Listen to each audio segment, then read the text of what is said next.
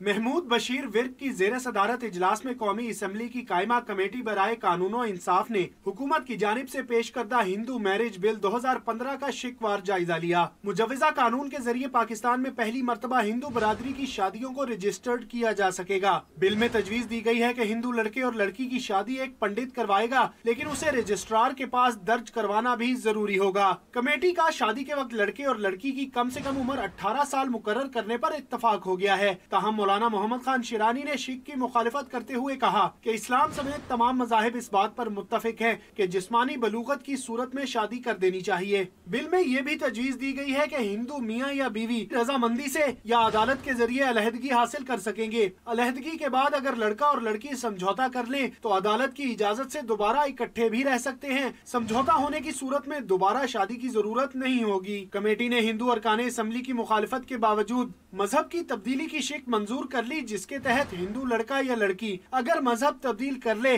تو شادی خود بخود ختم ہو جائے گی، لیکن مذہب کی تبدیلی کے بعد بھی خاوند یا بیوی بچوں کے حقوق پورے کرنے کے پابند ہوں گے۔ فہد چودھری، ڈان نیوز، اسلام آباد۔